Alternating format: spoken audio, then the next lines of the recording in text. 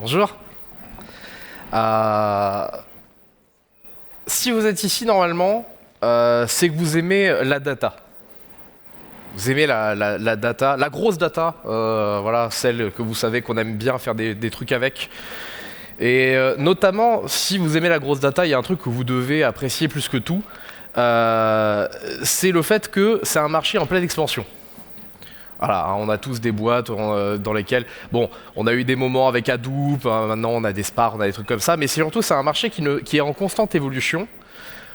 Alors souvent pour faire des dashboards, hein, vous connaissez ces superbes dashboards, ces dashboards qui veulent rien dire, mais qui font super beau et qu'on peut super bien vendre aux prospects, etc. Hein, c'est un outil de conversion incroyable.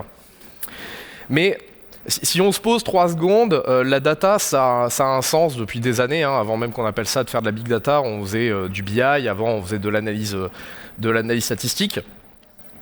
Et toutes ces technologies, toutes ces dénominations communes ont un dénominateur qui est qu'à la base, le but du jeu, c'était d'utiliser la donnée que vous génériez par vos applications, vos entreprises, de la donnée personnelle, de la donnée froide.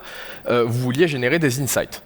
Des insights, donc des manières de pouvoir essayer de déterminer une stratégie pour votre société, que ce soit parce que vous avez fait des analyses de clients, parce que vous avez fait de l'analyse je sais pas, de trafic, et donc du coup vous vous rendez compte qu'il y a des choses que vous n'aviez pas anticipées dans vos applications, que vous pourriez utiliser. Bref, comment en fait donner un sens stratégique d'un point de vue entreprise à de la donnée qui auparavant était morte. Donc ça, c'est ce qu'on a essayé de faire depuis des années. Alors à la base, c'était avec de l'Excel. Alors, je vous rassure, hein, si vous aviez encore un doute, c'est encore tout à fait Excel. Mais entre-temps, on a fait d'autres trucs pour essayer de gérer peut-être plus de données ou de le faire avec d'autres types de contraintes.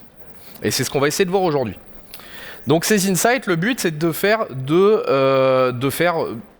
produire de la valeur avec, que ce soit de la stratégie d'entreprise, que ce soit de la stratégie technique, que ce soit la priorisation de la nouvelle dernière feature, etc., etc. Mais le but, à la fin, c'est de prendre et de faire de l'analyse dessus pour en prendre de la valeur.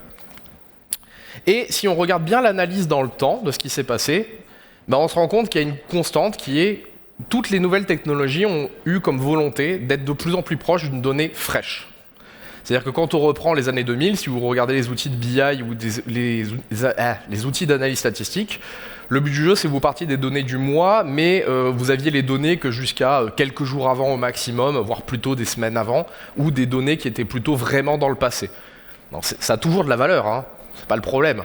Mais au fur et à mesure, on a quand même essayé au fur et à mesure du temps, surtout avec les dernières innovations comme tout ce qui est du micro-batching, tout ce qui est analyse avec du Flink, des analyses de stream. Le but du jeu, en fait, au final, c'est de prendre la même chose, mais de le faire avec de la donnée de plus en plus fraîche.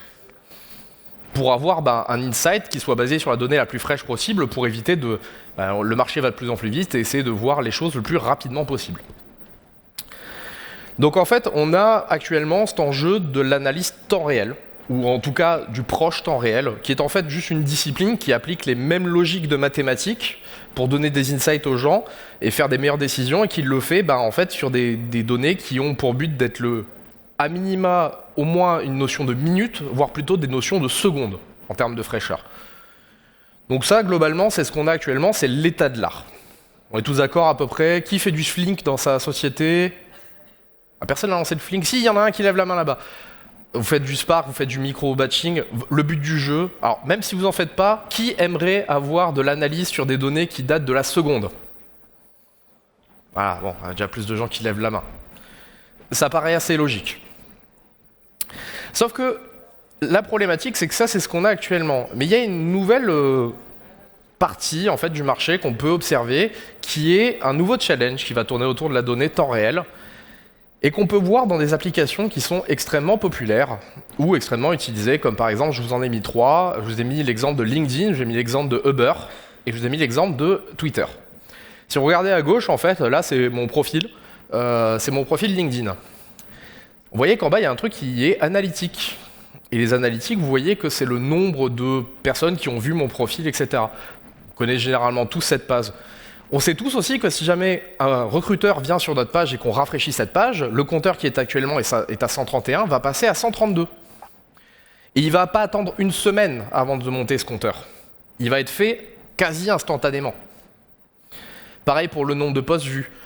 Pareil sur Twitter, si vous regardez, si vous allez sur la partie statistique de vos tweets, vous avez l'information en temps réel. C'est-à-dire que vous avez des analytiques sur la production de votre valeur en tant qu'utilisateur au sein d'une autre application. L'exemple que j'ai mis en bas à droite, c'est l'exemple de Uber. Donc celui-là, normalement, à moins que vous soyez aussi restaurateur. Est-ce que quelqu'un est restaurateur dans cette salle? Très bien. Ça m'aurait fait peur sinon. Normalement, ça c'est le dashboard des restaurateurs, c'est-à-dire que vous êtes capable d'avoir des insights de ce qui se passe pour votre restaurant sur la plateforme de Uber. C'est-à-dire que vous savez en temps réel le nombre de personnes qui sont en train de regarder votre page, le nombre de commandes qui ont été faites, le nombre de personnes qui ont des choses dans le panier, de manière à pouvoir vous donner une analytique fournie par Uber bien évidemment, mais sur votre restaurant pour être capable d'anticiper des choses, vous en tant que restaurateur. Et en fait, ces trois choses, elles ont un point commun. Si on remonte dans le temps, on parlait de la grosse data. On est d'accord que la plupart des gens dans les années 2000 qui avaient ces reports de statistiques, c'était pas vous, c'était pas moi. C'est généralement des C-level, ce sont des directeurs de quelque chose. C'est les gens qui recevaient les analyses statistiques pour la totalité de la compagnie.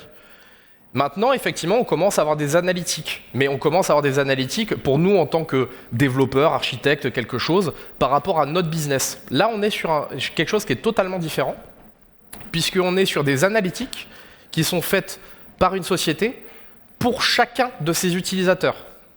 C'est-à-dire qu'en termes de variation, en termes de nombre d'analytiques qui vont être demandées, il y a une grosse différence. C'est-à-dire qu'on est d'accord que faire de l'analytique, le plus dur, c'est de calculer. Donc déjà avant, pourquoi on le faisait que pour certaines personnes? Parce que c'était très long. Quand on mettait 4 jours à générer un rapport, on n'allait pas le proposer au tout venant. On le faisait pour des personnes stratégiques. Et au fur et à mesure qu'on optimise, on va pouvoir le proposer. Et ces applications sont la preuve que le marché est en train de shifter vers de l'analytique temps réel, mais également pour vos utilisateurs. Parce que vos utilisateurs, en fait, ce qu'ils veulent, c'est avoir un bout de cette donnée de données, ce magot de données. Ils veulent avoir aussi des insights sur comment mieux utiliser votre application grâce aux analyses des données qu'ils ont. Alors les caractéristiques de cette analytique temps réel pour l'utilisateur, elles sont assez faciles. C'est que c'est de l'analytique à la demande.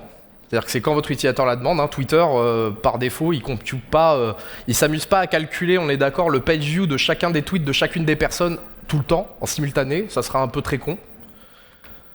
Ils le font sur des données fraîches. Donc on est en temps réel, donc à la minute, à minima, généralement plutôt à la seconde. Et ils la font de manière à ce qu'elle soit designée pour un utilisateur. C'est-à-dire que si on regarde Uber, LinkedIn, etc., je ne vois pas les statistiques d'autres personnes, d'autres profils. Je vois les miennes en tant qu'utilisateur. Ça veut donc dire qu'il faut qu'on soit capable de la calculer pour chacun des utilisateurs. Et le problème de ces analytiques, en fait, c'est que c'est assez simple. Si jamais on reprend l'exemple de LinkedIn, LinkedIn, globalement, ce qu'on peut se dire, c'est que si jamais on veut changer le flux d'actualité qui soit designé pour vous, et uniquement pour vous, on va éviter de vous mettre toujours les dernières choses qui sont passées dans votre réseau, vous savez, histoire de pas... Enfin, que quand on rafraîchit, on reste longtemps sur la plateforme. C'est le but de la plateforme quand même. Donc en fait, qu'est-ce qu'on va faire? On va faire une bonne vieille requête. Donc en fait, on va faire une requête qui dit combien de fois est-ce que j'ai déjà vu certains posts pour être sûr de ne pas les réafficher. Alors elle est très bête cette requête SQL, il n'y a pas de problème. Sauf que le problème, c'est que c'est déjà de l'analytique, et quand on prend les chiffres d'une société comme LinkedIn, ça commence à devenir assez problématique. Parce que ce select from avec un groupe by, il doit être fait pour 700 millions d'utilisateurs. Donc globalement, avec environ plus de 10 000 requêtes par seconde, il faut bien évidemment qu'on ait toujours nos données sous la seconde si possible, et vu que c'est quand même utilisé dans une application qui est user-facing, on va pas dire à notre utilisateur « Attendez, on calcule, revenez dans 5 minutes, votre flux d'actualité LinkedIn va arriver ». Donc il faut que ce soit disponible sous les 100 millisecondes en 99 percentiles, pour que l'application puisse marcher correctement. Et ça, en fait, quand on commence à avoir ces problématiques, ça devient complexe à faire. Et ça, c'est un des soucis qu'a eu LinkedIn.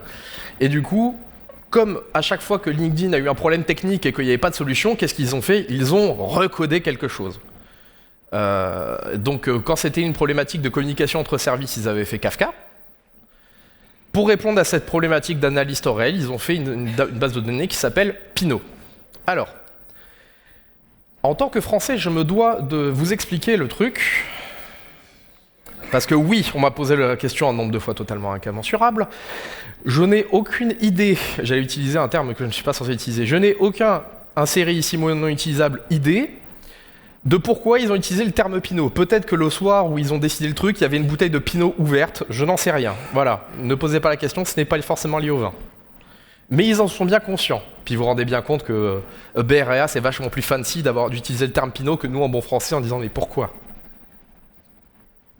Donc voilà, parenthèse fermée. Donc c'est une base de données qui va nous permettre de faire de l'analytique temps réel pour vos utilisateurs. Donc en gros, de l'analytique à la demande pour vos utilisateurs avec une très très haute performance sur des gros volumes de données. Donc on est parti pour notre découverte. Alors, la première chose qu'on va faire, c'est une petite démo. Vous allez voir qu'on va en faire plein. Et la première chose qu'on va faire, c'est on va résoudre le problème très simple de la donnée froide. Parce qu'avant de parler de la problématique de l'analyse temps réel, il faut quand même qu'on soit capable de faire ce qu'on faisait avant. C'est-à-dire ingérer un bon platasse de données, mettre ça dans une grosse DB, faire des requêtes dessus et faire que ça réponde à peu près vite, de manière froide. Donc pour ça, j'ai décidé de faire une démo où je vais faire exploser mon laptop. Vous allez voir, tout va bien se passer. Il est capable de le faire, mais il va avoir du mal. Où je suis allé chercher un dataset public, mais où on va manipuler quand même pas mal de rows. Parce que je suis allé chercher le dataset du Reddit Airplace. Qui connaît le Reddit Airplace ? Ok, il y a quelques personnes qui lèvent la main. Pour ceux qui ne connaîtraient pas le Reddit, le /place de Reddit. Alors c'est l'édition 2022 dont je suis allé chercher le dataset, c'est un truc sur Reddit qui est donc un espèce de forum sur lequel les gens peuvent venir discuter. Et pour le 1er avril, pendant 4 jours, ils ont mis en place une place qui s'appelait le Airplace, dans lequel chaque utilisateur pouvait venir mettre une couleur de 1 pixel, et changer 1 pixel toutes les 5 minutes. C'est un truc qui avait eu un engouement énorme. Et du coup, en fait, il y a eu plein de blagues avec du streaming qui est venu, etc. J'ai fait partie de la team builder de 4h du matin et perdu un week-end de ma vie là-dessus. Donc je suis allé réutiliser ce truc-là, mais surtout, ce qui est intéressant, c'est qu'il est parfait pour notre cas d'utilisation. À savoir, j'ai un dataset que l'on va utiliser de 148 millions d'euros que je vais faire tourner sur mon laptop. Donc oui, par contre, les events sont très simples. C'est des events à 5 colonnes pour éviter de faire des choses trop complexes parce qu'on reste sur un laptop. Mais j'ai quand même pré-ingéré un dataset de 148 millions d'euros et c'est celui qu'on va utiliser vraiment là pour les démos. Donc, alors j'ai déjà lancé Pinot en tâche de fond, etc. On verra comment ça tourne. Mais ce qui est important, c'est que là, nous sommes dans la query console de Pinot et nous avons notre Reddit Place qui est ici. Et donc si vous voyez ici, vous voyez que je ne suis pas en train de me fiche de vous, nous avons bien 148 949 001 événements. Donc on va pouvoir faire des requêtes avec ça, donc on va faire un petit 40 pour être bien sûr que tout se passe bien. Hop, donc c'est bien ce chiffre-là. Donc on va faire des analytiques là-dessus. Alors, puisque je suis quand même quelqu'un de préparé, on va aller faire des analytiques particulières. Alors, pour ceux qui ne connaîtraient pas l'histoire, en France, on a été assez actifs sur ce truc-là, parce que vous voyez en bas à gauche, il y a une grosse zone où vous voyez un gros drapeau français. En fait, il faut savoir que ce truc-là a été attaqué très longuement dans le week-end, et donc c'est une des zones qui a été la plus active de la totalité du système. Donc ma question, en tant qu'utilisateur qui est participé à ce truc-là et qui veut avoir de l'analytique, c'est combien il y a eu de personnes qui sont venues cliquer à un moment donné et changer un pixel durant les 3 jours de l'événement sur cette zone que j'ai délimitée, que je connais, du drapeau français. Donc c'est un vieux select count, il est là, hop là. Hop. Donc on va faire ça. Donc requête assez simple. Donc ça répond en 134 millisecondes. Donc nous avons eu un total de 16 918 118 pixels événements qui ont été enregistrés sur cette zone-là. C'est plutôt pas mal, j'en fais partie. Beaucoup trop pour ma santé mentale, mais voilà. Ce n'est pas que moi. Bon, faisons des choses un peu plus intéressantes. Par exemple, essayons de savoir à quelles heures on a été le plus actif. Donc, à quel moment il y a eu le plus d'activité sur ce drapeau français. Donc là, c'est une autre analyse. Donc on reprend la même chose, sauf que ce coup-ci, on va agréger par temps pour calculer. Donc on voit, par exemple, que nous avons eu énormément d'événements. Hop. 2 millions d'événements, 1,7 million, donc c'est le 4-4, donc c'était le samedi ou le dimanche, je sais plus. Un des deux jours, je sais plus. Je pense que c'était même le dernier jour. Entre 21h et 22h, à 16h également, vous voyez qu'il y a eu un petit pic à 16h. 16h, heure française, j'ai mis là. Ça veut dire que quelque part, il y a quand même eu, on voit qu'il y a eu pas mal de choses. Alors, ça paraît très con dit comme ça, mais alors déjà, je tiens à rappeler que j'ai fait tourner sur mon laptop une requête qui allait traquer 160 millions d'événements et qui a répondu en 1 seconde 3 sur mon laptop, qui fait tourner tout le bousin, c'est-à-dire que là, j'ai déjà 99% de la RAM qui est prise et j'ai 20% dans le swap. Hein. Et surtout, bah en fait, ça a une valeur, parce que ça, en tant que Reddit, je pourrais fournir des moyens si je faisais un airplace régulier, parce que ça, c'est des analytiques idiotes, mais n'empêche que ça peut être vachement cool pour faire de la gamification. Ça peut être aussi très cool pour faire de l'analytique, parce que là, ce qu'on voit, c'est que, bah en fait, il y a un gros marché en Europe, parce qu'on voit que il y a énormément d'événements. Si on compte la totale 160 millions, ça fait quand même un bon paquet de pourcentage de ce qui s'est passé sur ce airplace. Et on regarde dans cette zone-là, on voit qu'il y a quand même des pics d'activité, on voit que c'est du 20h, 22h. Bah, peut-être qu'on pourrait rajouter des pubs que sur cette zone-là. Alors oui, ça emmerdera les utilisateurs, mais on voit que c'est un prime time. Donc il y a peut-être moyen d'en faire quelque chose. Tout ça, c'est de l'insight. De la même manière, si j'ai ces insights en termes techniques, si jamais c'était quelque chose de régulier, peut-être qu'on peut anticiper de prévoir des gens qui devraient faire pas des astreintes, mais être présents à ces horaires-là, parce qu'on sait que c'est le moment où on se fera le plus attaquer. Donc on peut commencer à jouer avec ça aussi. Tout ça, c'est que des choses qu'on peut faire juste parce qu'on nous fournit un moyen de faire de l'analytique à la demande pour les utilisateurs. Parce que là, c'est moi qui décide les analytiques que j'ai envie, c'est du custom design. Alors, qui a été l'utilisateur le plus actif dans cette zone? C'est pas moi, hein, je vous le dis de suite. Ah ouais, qu'on commence à être un petit peu plus gros. Déjà, on commence à grouper par user ID. Alors, on a quelqu'un quand même qui a fait 201 updates. Alors, 201 updates toutes les 5 minutes, je vous laisse calculer combien de temps la personne a passé. Beaucoup trop. Alors, autre chose un petit peu idiote, mais en fait, quand on faisait les choix, on n'avait qu'un nombre de couleurs déterminées pour les pixels. Et ben, essayons de regarder quelle est la couleur qui a été la plus jouée. Les couleurs qui ont été les plus jouées. Donc là, on voit qu'on le fait sur la totalité, donc les 148 millions de RAW, donc on voit que majoritairement le noir et le blanc ont été pas mal utilisés, suivis après assez majoritairement par FF4500 qui est un spécialiste des couleurs. J'avoue que je sais pas du tout. Hein, là, même si j'ai déjà fait plein de fois, je connais toujours pas le code hexadécimal de la couleur. Vous chercherez, ce sera l'easter egg. Sûrement un rouge foncé. Bon, ça là a répondu quand même assez vite, 46 millisecondes, plutôt pas mal. Alors ce coup-ci, on va aller chercher l'utilisateur le plus actif, mais sur la totalité du airplace. Donc on ne va pas le limiter à une zone particulière. Donc là, on va vraiment faire un full scan de chez full scan. Hein. Donc les 148 millions d'événements, full scanné. Un peu plus long. 5 secondes 9.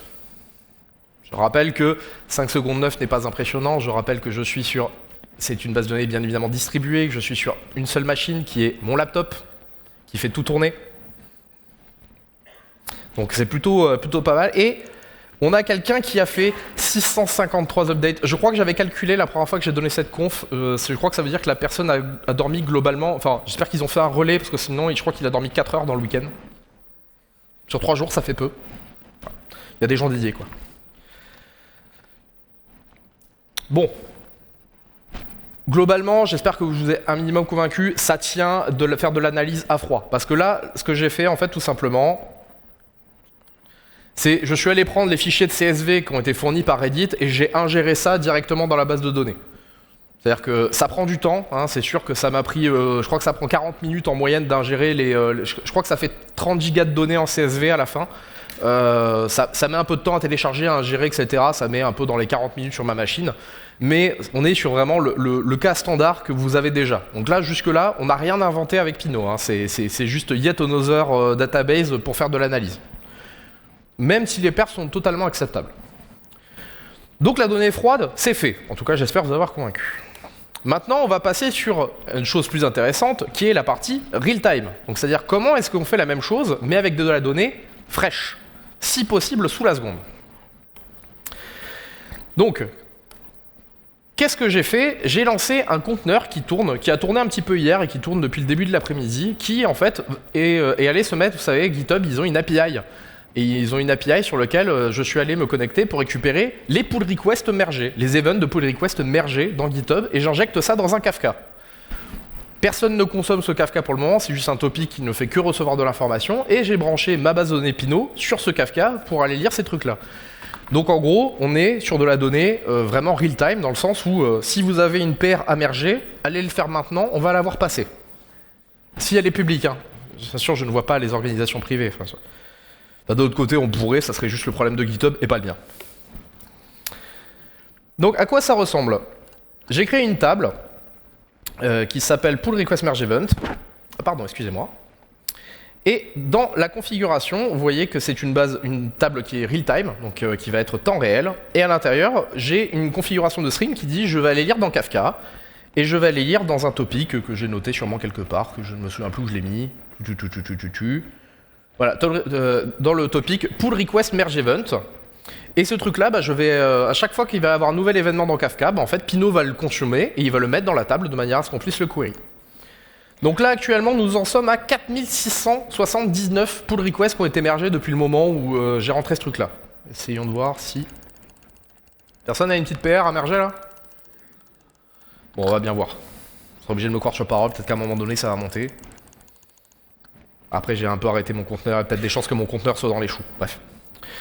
En fait, là, c'est bien parce qu'on a de la donnée et on est typiquement dans le cas où on peut en faire ce qu'on veut. Là, on peut se mettre dans le cadre d'être... Si on était GitHub, on pourrait avoir un Pinot chez nous et filer des insights, par exemple, sur qu'est-ce qui s'est passé. Là, on va le faire sur la totalité de GitHub, mais pourquoi pas. Genre, par exemple, quelle est l'organisation... Allez, l'organisation depuis pull request, group by... qu'est-ce qu'on va faire? On va faire une somme de le nombre de lignes qui ont été ajoutées.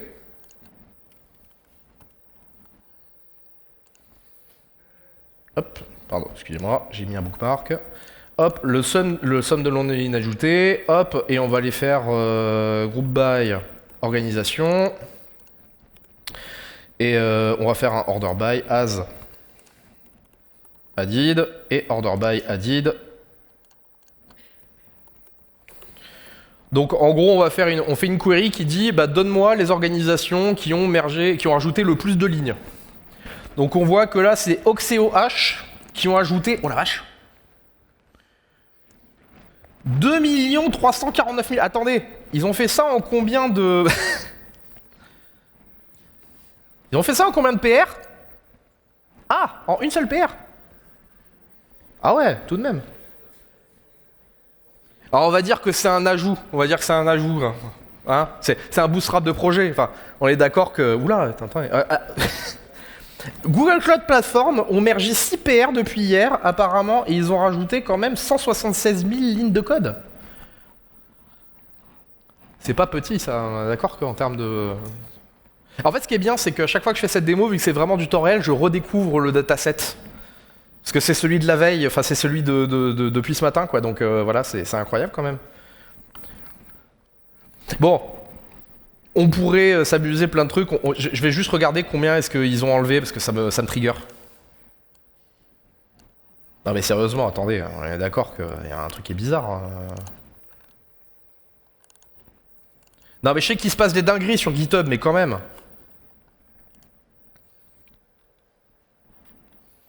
Ah ouais. Ouais, 2 millions pour 39 de délété, ouais. Ah, s'il y a un bug dedans, hein, ça va être facile de remonter le...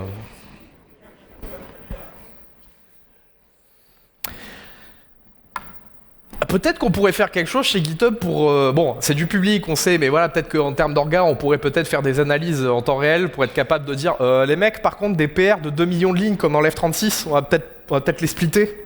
Enfin, je sais pas comment vous travaillez chez vous, mais ça, typiquement, c'est un gros no-go. Moi, en tant que reviewer, la plupart du temps, 2 millions de lignes de code rajoutées, bon. Enfin, bref. Attendez. Qu'est-ce qu'on peut faire? Ah oui, attendez. On peut aussi faire un truc. Combien il y a eu de commentaires sur ces trucs-là? Combien il y a eu de reviews?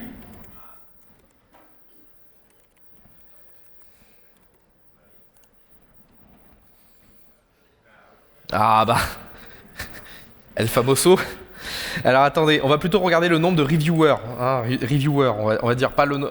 Parce que les commentaires, il y en a eu 0, mais peut-être qu'elle est bien faite. Attendez, qu'est-ce que j'ai fait? Reviewer, c'est... Ah non, reviewer, c'est une string. C'est num reviewer à tous les coups. Voilà, num reviewer. Très bien. Combien il y a de reviewers? Ah bah voilà. Ah, vous la connaissez tous, hein, cette fameuse paire de 2 millions de lignes et 36 lignes enlevées avec 0 reviewer qui a été mergé. Bien sûr.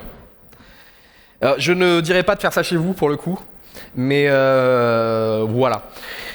Alors, en dehors de la blague, bien sûr que ça c'est des... Je suis en train de m'amuser, il faudrait qu'on fasse des vraies analyses, des choses qu'on pourrait montrer à des utilisateurs qui auraient du sens pour eux. Mais ce que je voulais vous montrer réellement, c'est que, on l'a vu, on est à 4707. Donc en fait, entre-temps, il y a de la donnée qui a été ajoutée en temps réel.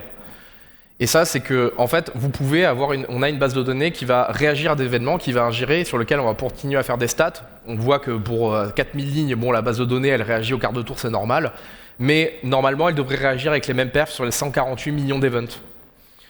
Et ça nous offre plein de choses à pouvoir faire pour nos applications, pour fournir des insights à nos utilisateurs ou même à nous-mêmes si on veut faire des choses. Là, on s'est amusé, on a rajouté des choses, mais la réalité, c'est qu'il suffit juste de réfléchir à qu'est-ce que vous voulez faire comme insight, qu'est-ce que vous voulez faire comme analytique, et de le fournir. Ok? Ouais, je me sens pas très convaincu. Bon, bah, ok, je vois que ce que vous voulez, c'est avoir des trucs vraiment... je vous ai fait plaisir avec 148 millions d'events, vous avez envie que je vous remontre un truc avec plein d'événements, c'est ça? Bon, bah ok, c'est parti. Alors j'ai prévu le coup. Comme j'avais beaucoup aimé le AirPlace, j'ai recodé AirPlace. Mais sauf que ce coup-ci, moi, j'ai pas mis la limite de un événement tous les 5 minutes. C'est-à-dire que là, on peut y aller comme des bourrins. Et j'ai codé des bots. Donc on va faire la même chose, mais sur en fait AirPlace perso qui va tourner sur ma machine. Donc, on va lancer déjà les commandes. On va lancer le serveur de requête. Donc en fait, elles n'ont aucune idée de ce qui se passe en termes d'analytique. La seule chose qu'elles font, c'est se connecter à un Kafka. C'est-à-dire qu'en fait, ça rentre dans Kafka, ça envoie des messages et ça lit de l'autre côté. Alors par contre, vous allez voir que voilà, moi en termes de designer, je suis pas vraiment au même niveau que Reddit. C'est-à-dire que ça ressemble à ça. Donc là, je suis abonné au changement et donc je vais lancer un bot. Un bot de pixel art. Qui va du coup lancer, des événements, qui donc prend une image qui tourne et va envoyer des événements pixel par pixel. Donc ça va dans Kafka. Donc, hop, je le remets. Hop, c'est un pixel bot, ça envoie un serveur en HTTP qui en fait envoie ça dans un Kafka et nous on est ici avec un Firefox qui ne s'affiche pas. Et avec du SSO, on a récupéré en gros ce qui se passe en termes d'événements. Et en fait derrière, on a une table en Dampino qui en fait va automatiquement lire ce qui se passe. Donc nous on a le truc qui tourne pendant ce temps. Donc dans Pinot, qu'est-ce qui se passe? C'était important que je laisse jusque là, ceux qui savent, savent. Donc depuis tout à l'heure nous avons donc 2 230 000 événements qui ont été envoyés et ingérés depuis les clients, etc. Hop, donc on va commencer à faire des choses un peu idiotes avec ça. Laissez-moi juste aller chercher mon truc. Hop, real time. Donc on va aller chercher le player le plus actif, donc le bot le plus actif. Normalement, si vous avez suivi ce que j'ai dit... Ah bah non, il y est pas. Ah, attendez. Ah, c'est moi. Je suis en avance sur ma démo, excusez-moi. Voilà. Bon, le bot que je voulais vous montrer n'est pas là parce que j'ai oublié de le lancer. Mais bon, on voit que donc nous avons des bots qui sont là. Donc nous avons un bot qui a envoyé 160 000 messages, etc. Ce qui est assez logique qu'ils soient à peu près en même temps, puisqu'en fait ce sont des bots qui tournent en même temps. Donc voilà, ça envoie plein de choses en simultané. Mais si on monte, au bout d'un moment, on devrait voir un autre bot qui arrive qui devrait faire des choses. Trust me, I'm an engineer. Alors, chose qui est plus intéressante, par contre, c'est on peut aller chercher les couleurs, la couleur qui a été la plus envoyée pour chacun des bots, etc. Parce que vu que je suis sur un bot en pixel art, Vous voyez que chaque bot peut envoyer des choses un peu différentes, donc on va calculer ça.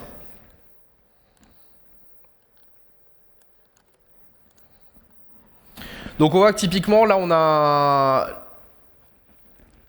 un Ranibot, donc qui est le bot de pixel art, qui a envoyé 11 fois ce truc-là.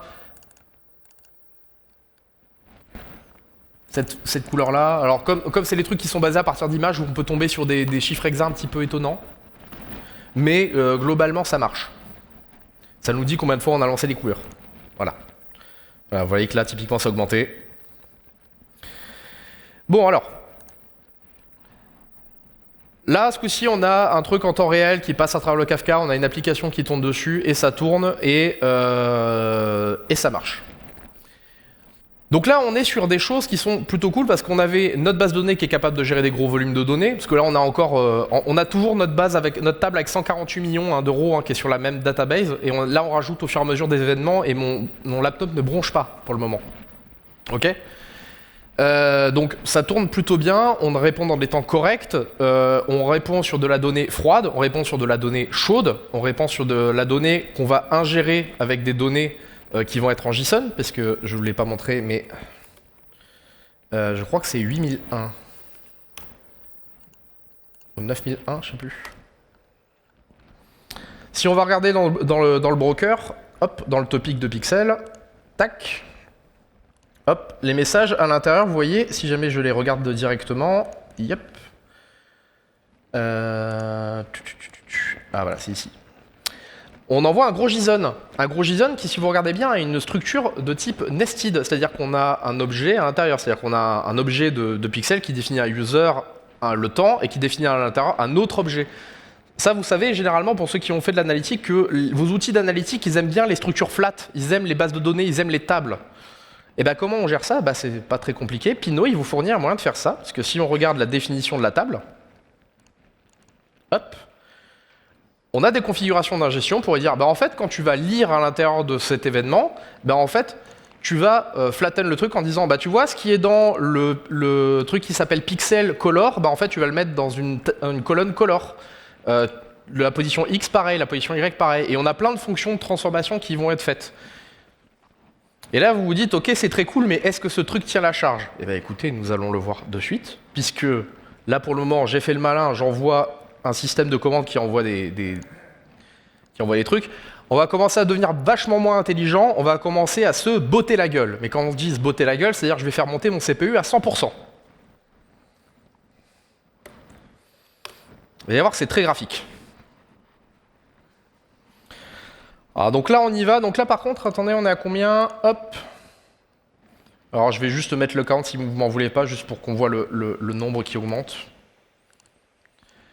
Vous l'entendez pas non plus, mais là, en fait, sachez que j'ai une soufflerie qui est en train de monter en dessous de moi. Donc voilà. Donc là, vous voyez le nombre de documents qui scannent qui monte. Bon, alors, par contre, c'est bien d'avoir ça, mais là, on est d'accord que c'est un peu chiant parce qu'on a un truc comme ça. Pinot a pensé à vous parce que, comme on l'a dit au début, le but du jeu, c'est de le fournir à vos utilisateurs. Si vous voulez le fournir à vos utilisateurs, vous n'allez pas fournir cette interface Pinot, qui déjà de 1 est moche.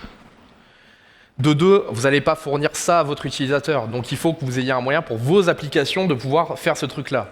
Et bien évidemment, Pinot a pensé à vous, puisque Pinot vient avec des connecteurs de type SQL, que vous pouvez donc intégrer. Vous avez des connecteurs en Java, en Python, etc.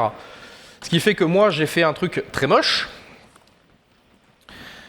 qui est en fait dans le code et l'API en Java qui permet de faire ça. Mais ce qui est ultra intéressant, c'est que vous avez un connecteur en Java, mais aussi en Python. Et vous savez que Python, c'est un monde dans la data science qui est extrêmement utilisé. Et typiquement, je suis allé utiliser un truc assez idiot qui s'appelle Redash, qui permet de faire des petits dashboards comme ça. Et en fait, la seule chose que j'ai fait dans mon Redash, c'est prendre parce que c'est fait en Python, et j'ai pris mon client, et en fait, j'ai mis les requêtes SQL, et j'ai généré ces dashboards assez rapidement. Donc là, vous voyez, typiquement, on a le nombre de queries qui sont faites. Donc depuis le début du talk, on est à 7,73 millions d'événements qui ont été envoyés avec ce truc-là.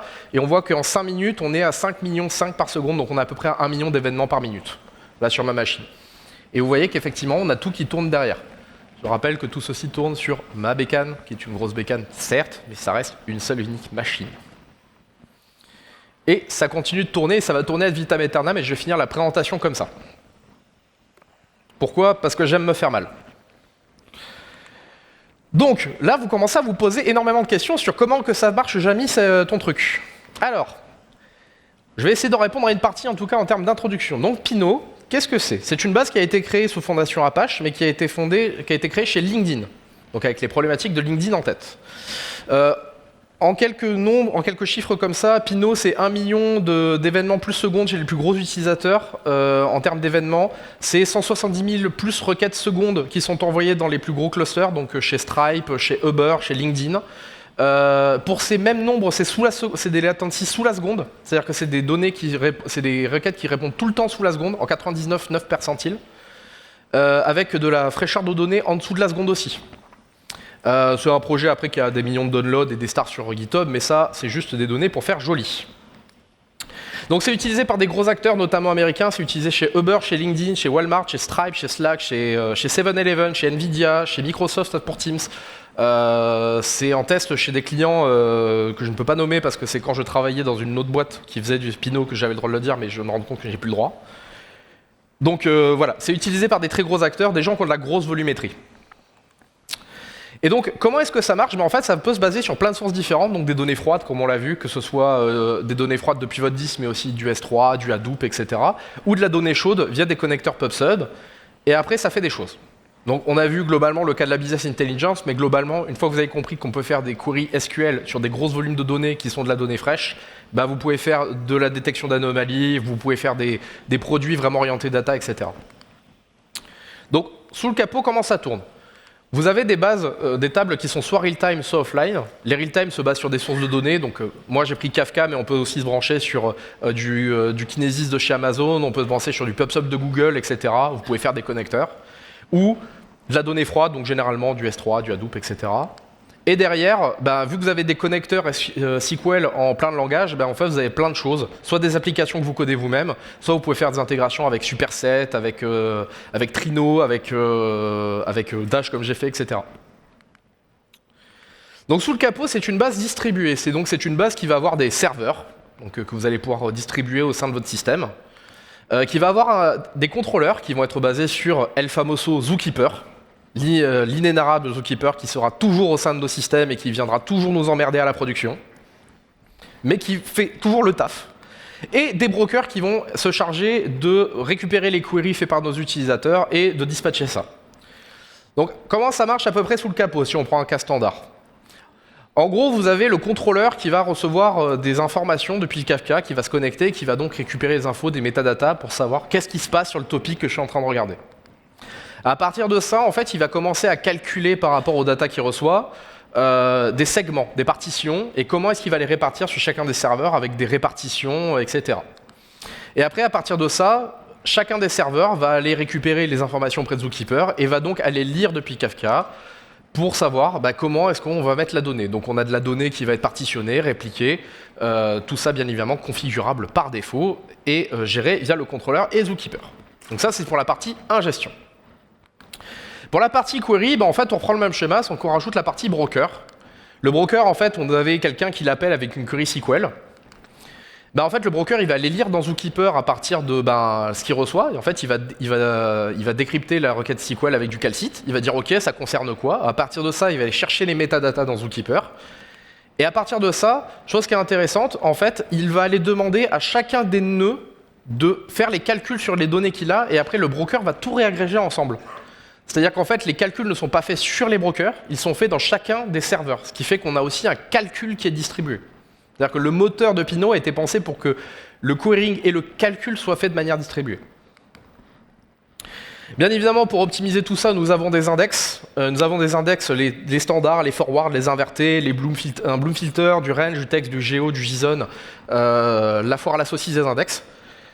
Plus un index qui lui est vraiment particulier à Pinot, qui est l'index qui s'appelle Startree. Il y a une page dédiée entièrement sur la documentation de Pinot qui va en fait permettre de faire des préagrégations sur chacun des nœuds de manière à optimiser des calculs. C'est-à-dire qu'en fait, si vous connaissez à l'avance les calculs qui vont être faits et les agrégations qui vont être faites, vous allez être capable de précomputer tout ça de manière à optimiser tous ces calculs et de rendre vos calculs encore plus rapides. Bon alors, la question que vous vous posez, qu'est-ce qu'on fait à partir de ça maintenant ? Il y a un seul truc que je vais vous montrer avant de finir, c'est on a vu du real-time, on a vu du offline, et si je vous disais qu'on peut faire les deux en même temps. Parce que dans Pinot, en fait, il y a un truc qui est marrant, c'est que si vous avez une table qui s'appelle typiquement Pixel Event, vous pouvez avoir à la fois une table offline et une table real-time, c'est-à-dire une table avec les données chaudes et une table avec les données froides. En fait, ce que j'ai fait, c'est que cette conf, j'ai déjà donné 3 ou 4 fois. En fait, j'ai pris les datasets de ce que j'ai fait les fois d'avant et je les ai mis dans une table à froid, c'est-à-dire que c'est vraiment du CSV que j'ai réinjecté. Ce qui fait que là, en fait, si on va voir dans notre ici, vous voyez qu'on est passé à 36 millions de messages. 36 millions de messages, ils ne sont pas arrivés là maintenant, c'est juste qu'en fait, c'est mon dataset que j'ai fait, que je viens juste d'injecter. C'est-à-dire que là, en fait, le query est en train à la fois de chercher sur les données chaudes, mais également sur les données froides en simultané. Regardez bien, on a 36 millions. Hop là, je vais désactiver la table. Hop, on est à 14 millions. Hop, je réactive la table. Hop, on est à 36 millions. Et c'est complètement transparent, parce qu'en fait, vous ne tapez pas la base real-time ou la base offline, vous tapez en fait l'agrégation des deux, qui fait que vous pouvez supprimer les données froides, vous pouvez en réingérer, etc. Ce qui vous permet, en fait, si jamais vous vous trompez à un moment donné et que vous voulez changer votre donnée chaude, ben en fait, vous exportez toutes vos données, vous faites les modifications que vous voulez, vous allez vers une nouvelle table real-time et vous réinjectez toutes les données à froid que vous aviez dans le passé. Ce qui vous permet de revenir en arrière et de pouvoir, si vous êtes trompé sur vos analytiques, de pouvoir améliorer les choses. C'était une démo très impressionnante. Bon alors, pour ceux pour qui c'était trop long et qui n'ont pas eu envie d'écouter, essayez Pinot. En vrai, c'est une base de données, elle est open source, elle est fondation Apache. Il y a une boîte derrière aux USA qui a la majorité des contributeurs maintenant, enfin peut-être pas la majorité, mais une grosse partie des contributeurs qui est très active dessus. Mais c'est une base open source, essayez-la, installez-la, faites un test, vous verrez si ça vous plaît ou ça vous plaît pas. C'est un peu harsh dans les premiers temps, mais en vrai ça se marche bien. Moi je trouve que c'est une très bonne base. Pourquoi pas l'essayer sur certains de vos use cases? Vous avez vu là, typiquement, sur un laptop, on peut faire tourner des millions d'événements et faire des queries. C'est pas le truc le plus rapide du monde sur une seule machine, mais en vrai, ça fait le taf. Et peut-être que ça répondra presque plus vite. Ça répondra toujours plus lentement qu'Excel. Parce que tout répond toujours plus lentement qu'Excel, mais ça peut répondre plus vite que certains autres outils que vous utilisez. Sachez que si jamais vous êtes intéressé par la base, il y a plein de documentation en ligne, plein de choses que vous pouvez faire avec. Il y a une communauté qui est assez active, donc n'hésitez pas à vous rapprocher d'une communauté, de la communauté pour savoir si votre use case peut être adapté ou non. Il y a plein de choses qu'on peut faire, il y a des choses qui ne sont pas adaptées aussi. Mais globalement, la base est très flexible, du coup, il y a des use cases un peu bizarres qui ont déjà été gérés. Et je vous remercie beaucoup.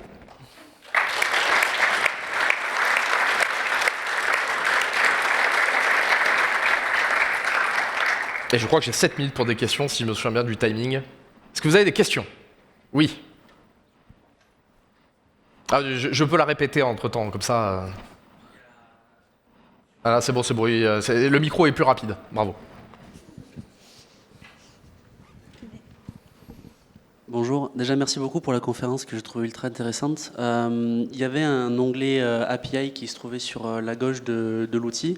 Aujourd'hui, est-ce que c'est quelque chose qu'on peut exposer assez rapidement pour faire des tests avec certains développements ou pas du tout? Alors les API qui sont là, en fait, c'est les API internes de la base de données. Oui, on peut envoyer des queries en SQL via une API. Il y a une API qui est prévue pour, d'ailleurs, je ne sais plus où elle est. Elle est voilà, bah, query, je sais pas où elle est. Elle est quelque part, je la vois pas.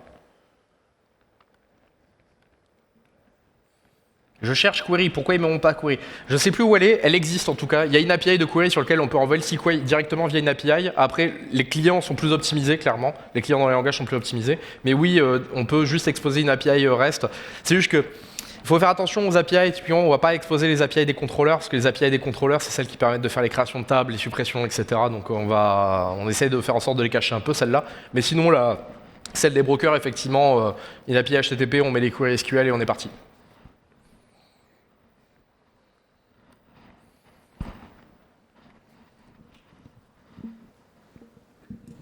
Oui, merci.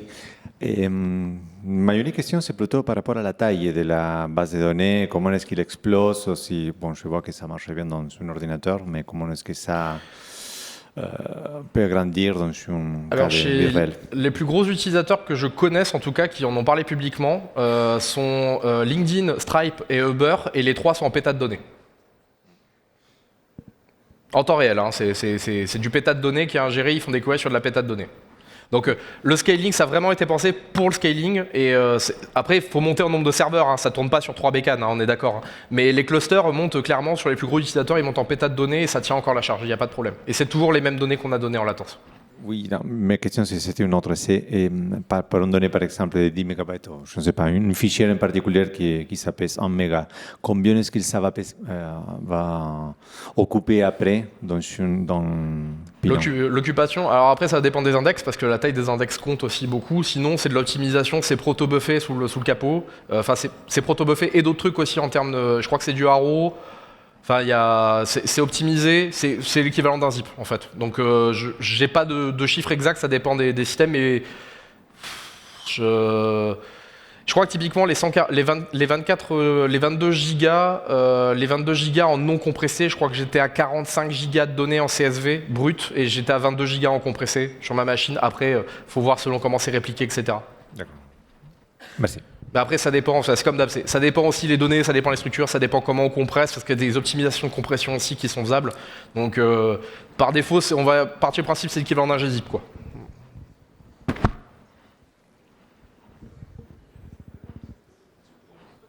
Eh ben ça m'a l'air bon, il n'y a plus de questions. Bah, du coup, je vous remercie beaucoup. Bonne fin de conférence et vous pouvez venir me poser des questions après, avant que j'aille prendre mon train.